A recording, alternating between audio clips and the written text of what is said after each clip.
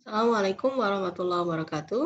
Alhamdulillahirrabbilalamin. Puji kehadirat Allah, siang hari ini kita bisa hadir di forum kelas kita, kehalalan produk, pada pertemuan kedua. Semoga semua peserta kelas mendapatkan rahmat dari Allah, mendapatkan perlindungan dari Allah, dan semua sehat walafiat.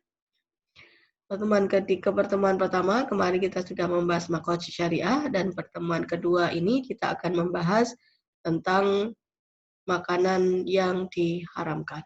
Ya, saya akan mulai share screen.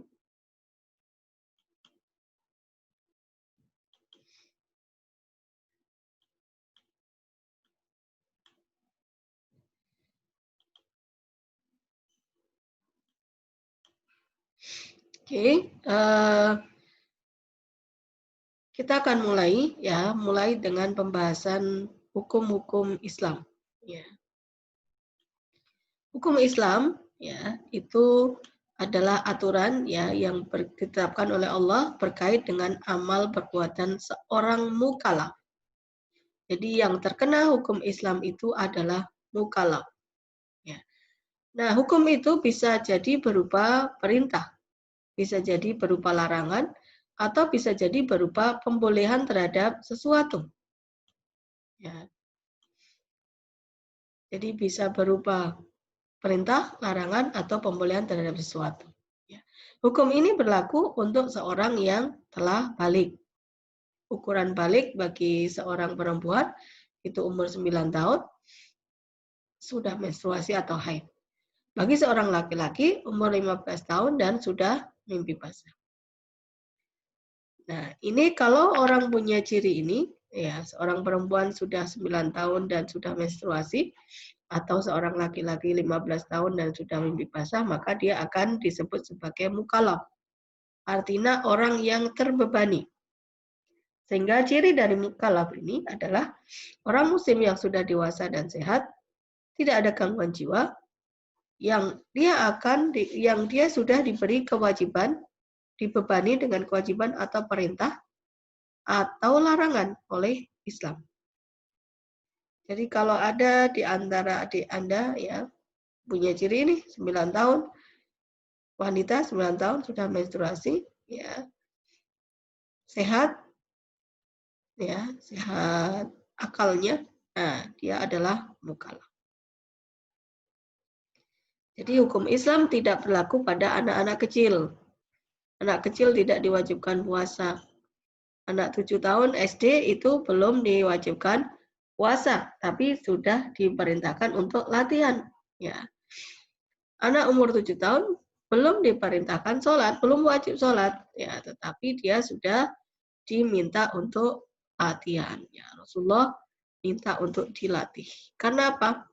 Ya, karena ciri dari hukum Islam itu memang sifatnya berangsur-angsur gitu ya dalam ininya, pembebanannya. Ya, jadi tidak langsung dibebankan. Gitu. Nah, ini sifat hukum dasar Islam itu pertama tidak memberatkan.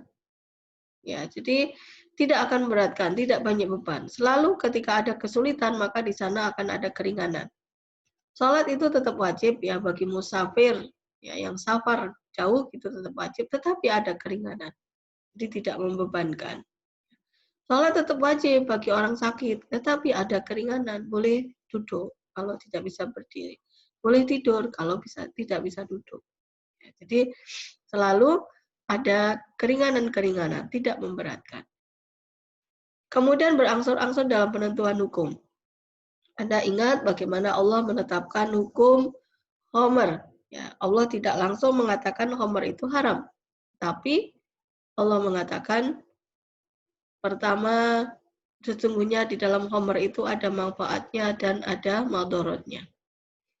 Tetapi madorotnya lebih banyak dibanding manfaatnya. Pertama, orang sudah mulai kemudian berhati-hati karena banyak madorotnya. Kemudian turut ayat lagi Allah mengatakan jangan dekati sholat ketika kamu mabuk. Nah, para sahabat sudah kemudian menjauhi ketika mau sholat nggak minum nanti takut mabuk. Ya. Udah berkurang lagi penggunaannya. Nah, kemudian yang ketiga, kemudian Allah mengharamkan dengan mengatakan sesungguhnya khamar, innamal khamru wal maisiru wal ansabu rijsum min analis syaitan. Dia adalah najis, kotor, dan termasuk perbuatan syaitan. Nah, itu tonggak pengharaman khamar. Jadi berangsur-angsur. Sama juga dalam kewajiban sholat itu wajib dalam keadaan bagaimanapun, tapi tidak kemudian tapi Rasulullah kemudian mengajarkan bagaimana agar sholat itu bisa terlaksana. Ya. 7 tahun itu diajari sholat, gitu ya. Kemudian ketika udah besar lagi 10 tahun, gitu ya, disuruh sholat, pukul kalau nggak mau, ya, tapi dengan pukulan yang tidak menyakitkan. Itu baru kemudian ketika sudah taklif dengan proses seperti itu diajari, ya, maka nanti sudah akan jadi kebiasaan. Ya, kemudian sifat hukum dasar lainnya adalah sejalan dengan kebaikan orang banyak. Ya, hukum Islam itu selalu sejalan dengan fitrah manusia. Seperti misalnya hukum khamar itu haram, ya, karena itu memang khamar itu merusak, ya, merusak akal. Ya. Nah, ini diharamkan oleh Allah. Kemudian berdasarkan pada persamaan dan keadilan. Dasar hukum Islam itu sama. Ya, jadi kalau diharamkan hukum Islam itu berlaku untuk orang Arab, ya berlaku juga untuk orang Muslim yang non-Arab. Adil, gitu ya. Bisa jadi tidak sama, tapi dia selalu adil. Misalnya, hukum waris kenapa laki-laki lebih banyak? Yaitu karena asas keadilan. Ya, jadi dasarnya adalah persamaan dan keadilan. Oke. Nah, di dalam hukum Islam, ya kemarin di minggu lalu kita juga sudah pelajari ada 5 hal, yaitu wajib, sunnah, haram, makruh, dan mubah. Ya. Nah, ini adalah hukum yang berkait dengan perbuatan. Ya, misalnya sholat itu wajib, ya. Sholat sunnah itu perbuatan, ya. Puasa Senin Kamis itu sunnah, itu perbuatan. Ya. Nah, tetapi nanti dalam hal benda, ya yang kita bahas nanti di dalam kuliah kita ini adalah barang, benda, itu hanya ada 2 hukum, yaitu halal dan haram. Boleh dan tidak boleh. Kalau dalam hal perbuatan ini ada wajib, sunnah, haram, makruh, dan mubah. Oke. Nah, dalam hukum Islam ada 4 sumber hukum Islam. Ya, itu Al-Quran, sunnah, ijma, dan qiyas. Tidak bisa mengambil hukum hanya dari Al-Quran saja. Ya, karena Al-Quran itu global. Harus diperjelas dengan bagaimana Rasulullah menjelaskan itu di dalam kehidupan sehari-hari Rasulullah melalui hadis-hadis yang diriwayatkan oleh para perawi. Ya. Nah, kemudian Quran dan Sunnah saja tidak cukup juga gitu. Kenapa? Karena permasalahan itu berkembang. Maka perlu kesepakatan para ulama, perlu ijma, ya, perlu kias. Kias itu mengkiaskan dengan pada zaman dulu, pada Rasulullah. Ya.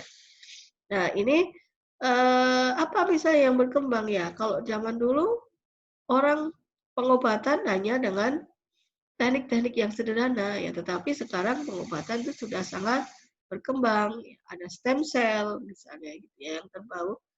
Ada cara memproduksi obat dengan teknik rekayasa genetika. Gitu. Nah, ini kalau tidak ada penjelasan para ulama, maka tidak bisa gitu diambil langsung dari Al-Quran dan Sunnah. Jadi pentingnya ya ijma. Nah, di dalam tingkatan pengambilan hukum itu ada 3 tingkatan, yaitu ijtihad, ittiba, dan taklid. Ijtihad itu artinya mencurahkan menggunakan seluruh kemampuan untuk mendapatkan satu hukum dengan jalan istimbat dari Quran dan Sunnah. Ya, jadi dia mengambil hukum sendiri, memutuskan suatu perkara sendiri. Setiap orang boleh berijtihad sebenarnya kalau dia punya persyaratan sebagai seorang mujtahid. Apa syaratnya? Ini sudah balik, berakal, memiliki kecerdasan yang cukup memadai, ya. Kemudian mengetahui dalil akli dan nakli dan hujah-hujahnya, pandangannya luas, ya. Mengerti dan mengetahui bahasa Arab, kemudian mengetahui ayat dan hadis-hadis hukum, mengetahui ilmu usul fikih, mengetahui masalah nasih mansukh, mengetahui hukum yang telah disepakati secara ijma sebelumnya, kemudian juga paham tentang asbabun nuzul suatu ayat dan asbabul wurud dari suatu hadis yang berkaitan. Kemudian juga mengetahui makna dan jenis ya hadis sahih dan dhaif. Ini pemahamannya terhadap hadis, ya pemahamannya terhadap Al-Qur'an harus mumpuni. Kemudian yang kedua adalah itiba, yaitu menerima perkataan orang lain ya dengan mengetahui sumber dan alasan perkataan tersebut. Nah, itiba ini harus ya, bahkan setiap muslim itu wajib ya itiba. Artinya dia menerima perkataan orang lain tetapi harus tahu sumber-sumbernya, harus tahu dasar-dasarnya. Rasulullah sangat menekankan ini ya, karena Rasulullah meminta ya untuk semua umat muslim itu belajar ya, belajar dari buayan sampai tiang lahat, belajar sampai ke negeri Cina ya, karena pentingnya ini tidak hanya ikut ya, tetapi harus tahu dasarnya. Nah, yang ketiga adalah taklid ya. Taklid ini masih tetap diperbolehkan ya. Bagi siapa? Bagi orang awam yang tidak bisa mencari hukum-hukum syariat. Ya, sementara boleh gitu ya sambil dia menuntut ilmu. Ya. Nah, sekarang kita akan bahas tentang makanan dan minuman yang halal dan thayyib. Ya. Allah memerintahkan pada kita untuk mengkonsumsi makanan dan minuman yang halal dan thayyib. Mengkonsumsi makan dan minum tidak berlebih-lebihan. Ya, ini dalam surat Al-A'raf ayat 31. Kulu washrabu wa la tusrifu, innallaha la yuhibbul musrifin. Ya ayuhan nas kulu mimma fil ardi halalan thayyiba wa la tattabi'u khutuwati syaiton innahu lakum aduwwum mubin. Ya, wahai manusia, makanlah yang halal lagi baik dari apa saja yang terdapat di bumi dan janganlah kamu mengikuti langkah-langkah setan. Karena sesungguhnya setan itu adalah musuh yang nyata bagimu. Ya. Jadi, perintah untuk makan makanan yang halal dan thayyib itu kepada semua manusia. Karena halal dan thayyib itu baik untuk semua manusia, tidak hanya untuk orang muslim saja. Makanya orang-orang yang non-muslim, ya orang Thailand itu dia lebih giat untuk kemudian membuat sertifikasi halal terhadap produk-produknya, untuk membuat produk-produk yang halal. Karena tahu ya, ini baik untuk semua orang. Oke ya. Nah, sekarang kita akan bahas makanan yang diharamkan. Yang dihalalkan itu banyak, ya, hanya sedikit yang diharamkan. Ada 3 sebab ya kenapa makanan itu diharamkan.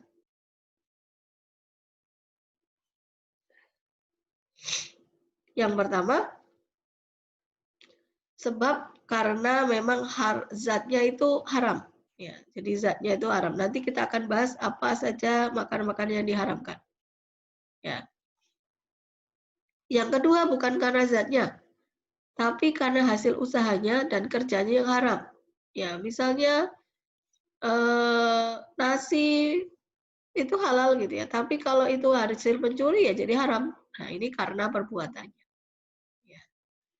Nah, kemudian yang ketiga, makanan yang pada zatnya itu halal tetapi membahayakan jiwa raga manusia. Nah, ini tidak diperbolehkan ya, tidak diharamkan juga. Misalnya makan kaca gitu ya, nah, ini kan membahayakan ya, itu tidak diperbolehkan. Jadi membahayakan diri sendiri itu tidak diperbolehkan. Ya, makan racun itu membahayakan ya tidak diperbolehkan. Ya. narkoba itu membahayakan. Ya. Nah, itu tidak diperbolehkan. Ya. Tapi kalau untuk obat, karena ada manfaatnya untuk obat diperbolehkan. Ya. Tapi dengan dosis yang tepat, yang benar. Ya. Oke, nah ini ada 3 sebab. Nah, kita akan fokus bukan di sebab 2 dan 3 ya, tetapi di sebab yang pertama ini. Zatnya, apa saja sih makanan yang diharamkan? Ya, ini tadi makanan halal dan thayyib. Thayyib itu harus memenuhi syarat-syarat kesehatan dan memuaskan hati memakannya. Ya, jadi berkualitas ya halal dan thayyib. Halal dan thayyib artinya halal dan berkualitas. Ya. Allah memerintahkan untuk kita makan makanan yang halal dan berkualitas. Bukan halal tapi tidak berkualitas ya. Jadi halal itu harus diikuti dengan kualitas thayyib. Oke. Kita akan ke makanan dan minuman yang diharamkan. Ada 2 ayat utama ya yang perlu kita pelajari, yaitu Al-Maidah ayat 3. Diharamkan bagimu memakan bangkai darah, daging babi, daging hewan yang disembelih atas nama selain Allah, yang tercekik, yang terpukul, yang jatuh, yang ditanduk, dan diterkam binatang buas, kecuali yang sempat kamu menyembelihnya. Dan diharamkan bagimu yang disembelih untuk berhala. Ya, jadi ini beberapa makanan yang diharamkan. Menurut surat Al-Maidah ayat 3. Di surat yang lain, ada Al-Baqarah ayat 173. Sesungguhnya Allah hanya mengharamkan bagimu bangkai, darah, daging babi, dan binatang yang ketika disembelih disebut nama selain Allah. Tetapi barang siapa dalam keadaan terpaksa memakannya, sedang dia tidak menginginkannya dan tidak pula melampaui batas, maka tidak ada dosa baginya. Sesungguhnya Allah Maha Pengampun lagi Maha Penyayang. Oke, ya. Nah, kita akan memperjelas itu. Apa saja yang diharamkan? Yang pertama, bangkai. Bangkai itu apa? Hewan yang mati dengan sendirinya bukan karena disembelih atau diburu. Ini adalah makanan haram pertama yang disebutkan dalam Al-Quran. Ya, ini bangkai. Nah, kenapa sih hikmah diharamkannya? Ya, pertama fitrahnya yang sehat mengatakan bangkai itu kotor. Ya, dalam bangkai darah tidak mengalir, tempat tumbuh banyak bakteri. Mesti kualitas dagingnya jelek. Ya. Ayam tiren mesti kualitas dagingnya jelek, jauh lebih jelek dibandingkan ayam yang disembelih dengan benar. Ya. Sehingga bangkai itu haram. Ya. Nah, tapi Islam menghalalkan 2 jenis bangkai, yaitu binatang laut, ya ikan, dan binatang buruan yang mati karena ditembak atau dipanah. Jadi ini ya bangkai ikan, ya ikan itu bangkainya halal. Ini ketentuan dari Allah ya. Oke. Kemudian yang kedua adalah darah. Darah yang disebutkan haram ini adalah darah yang mengalir ya, bukan darah yang kalau darah tertinggal di dalam daging itu masih diperbolehkan. Ya. Darah ini haram ya. Nah, darah ini juga dihukumi selain haram ya, darah itu dihukumi juga najis. Ya, makanya harus hati-hati ya nanti karena beberapa produksi produk-produk farmasi itu bisa jadi menggunakan komponen darah. Ya. Misalnya untuk media tumbuh bakteri gitu ya, itu bisa digunakan komponen ini ya. Nanti harus hati-hati. Kemudian yang ketiga adalah hewan yang tercekik, dipukul, jatuh, ditanduk, diterkam yang tidak sempat disembelih. Ini hewan-hewan kalau tercekik, dipukul, jatuh, diterkam itu ya, tercekik itu oksigen tidak masuk ke paru-paru ya. Nanti CO2-nya akan banyak gitu. Sehingga tubuh itu teracuni. Nah, itu nanti juga dagingnya itu kualitasnya tidak bagus ya. Makanya kalau menyembelih itu tidak boleh dicekik ya, dicekik bisa mati juga ya, tetapi nanti kualitas dagingnya tidak bagus. Ya, oke. Kemudian berikutnya babi. Ya. Nah, yang disebutkan di dalam ayat Al-Quran tadi hanyalah dagingnya. Ya, tetapi sesungguhnya yang diharamkan adalah seluruh bagian dari babi. Ya, tidak hanya dagingnya saja, karena yang dagingnya disebut sebagai walahmul khinzir, daging babi itu karena yang biasa digunakan waktu itu ya. Tetapi sesungguhnya yang diharamkan adalah semua bagian dari babi itu. Ya. Ini babi dan turunannya itu banyak sekali. Ya, Anda bisa lihat, bisa bulunya, kulitnya, tulangnya, ya, semuanya bisa dimanfaatkan. DNA-nya, ya itu juga tidak diperbolehkan. Ya, kalau DNA-nya diambil, ditempelin di bakteri untuk kemudian jadi produk rekayasa genetika tadi ya, untuk menghasilkan tertentu insulin misalnya, nah itu juga tidak diperbolehkan. Tidak ada komponen dari babinya, yang ada hanya DNA-nya, kecil sekali gitu ya. Ditempelin di mikroorganisme dan yang menghasilkan itu mikroorganisme, nah itu juga tidak diperbolehkan. Semua yang diturunkan dari babi itu tidak diperbolehkan. Ya. Ini harus diperhatikan. Ya. Bulu-bulunya juga tidak diperbolehkan. Ya. Bulu digunakan untuk kuas, ya, kuas roti. Nah itu hati-hati. Ya, kuas roti. Bisa jadi menggunakan bulu babi. Oke, ya. Nah, kemudian yang kelima yang diharamkan adalah hewan yang disembelih atas nama selain Allah. Ya, yang tidak menyebut nama selain Allah. Seperti berhala, ya, itu tidak diperbolehkan. Kenapa? Menjaga tauhid, nah, menyucikan akidah. Ya. Nah, sekarang kalau kita kemudian pergi ke negara yang non Muslim, yang menyembelih bisa jadi tidak membaca Bismillah, gitu ya, tidak menyebut nama Allah, gitu. Nah itu bagaimana? Tidak boleh bagi seorang Muslim memakan hasil sembelihan orang musyrik, majusi atau orang yang murtad, non ahli kitab. Ya, sedangkan untuk sembelihan ahli kitab dibolehkan untuk memakannya selama tidak diketahui jika ia menyebut nama selain Allah. Jadi kita juga perlu hati-hati ketika keluar negeri, bukan ke negara Muslim, ya, harus mencari daging-daging yang halal. Ya, di luar negeri juga sudah berkembang ya sertifikasi halal terhadap daging. Jadi bisa dicari itu. Ya. Oke, ya. Kemudian yang keenam yang diharamkan adalah khamar. Ya, ini saya di ayat Al-Maidah 90-91.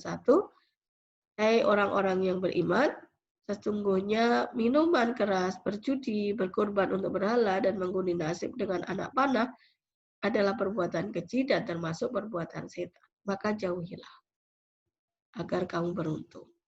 Ya, ini dasarnya dalam Al-Quran ya, bahwa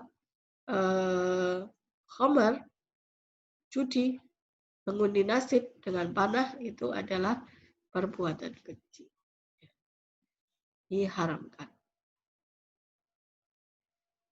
Dalam sebuah hadis ya Rasulullah juga mengatakan setiap hal yang memabukkan itu khamar dan setiap yang memabukkan itu haram.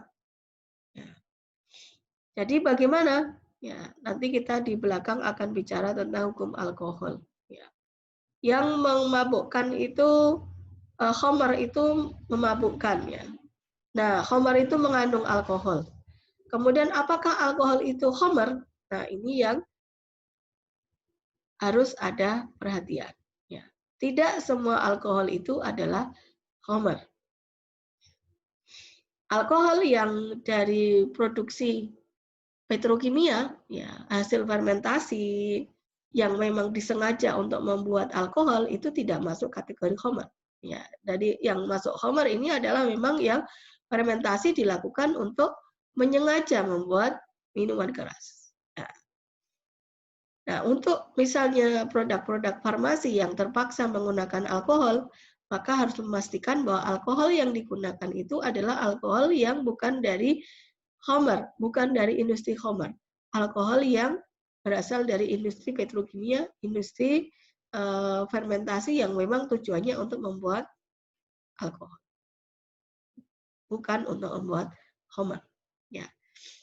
Nah, nanti bagaimana bisa tahunya? Sertifikatnya dong. Ya, kita harus minta COA, Certificate of Analysis, dari etanol yang kita gunakan di industri kita. Nah, itu bisa dilihat. Kemudian yang diharamkan yang lain adalah binatang buas bertaring.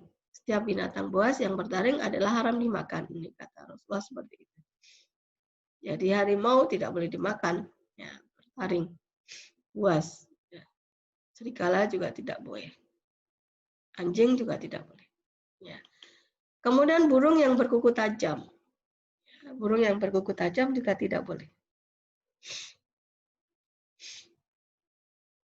Setiap binatang buas yang bertaring dan berkuku tajam. Burung elang, burung garuda tidak boleh. Nah. Kemudian jalalah. Apa itu jalalah? Ya. Jalalah ini adalah hewan, ya, baik itu berkaki 4 ataupun berkaki 2 yang diberi makan atau makanan pokoknya itu adalah kotoran-kotoran. Yang diberi makan atau makanan pokoknya, ya, jadi diberi makan atau dia makan sendiri gitu ya, itu adalah kotoran-kotoran manusia. Anda mungkin akan pernah menjumpai ya orang memelihara lele dikasih yang kotor-kotor, misalnya bangkai. Nah ini hukumnya ya jalalah itu boleh dimakan kalau sudah dibiarkan. Jadi ketika memelihara lele dikasih makan bangkai ya atau ikan tetapi di atasnya itu apa ya misalnya kandang ayam kayak gitu-gitu. Nah itu sebelum kemudian dimakan dia harus dibersihkan dulu ya dipindahkan ke kolam yang bersih selama kira-kira 3 hari ya kemudian dikasih makan yang bersih. Nah nanti baru kemudian boleh dimakan. Nah ini tuntunannya seperti itu. Ya, jalalah itu hukumnya seperti itu. Kemudian yang berikutnya adalah dob, ini sejenis biawak ya. Ini diharamkan. Rasulullah tidak memakan ya. Rasulullah tidak memakan.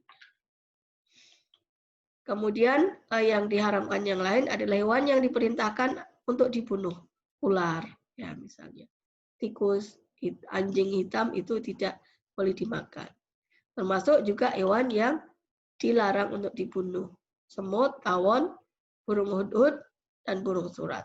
Nah, ini adalah hewan-hewan yang tidak boleh dibunuh. Ya, Rasulullah memerintahkan untuk tidak membunuh, ya melarang membunuh 4 hewan ini. Ya.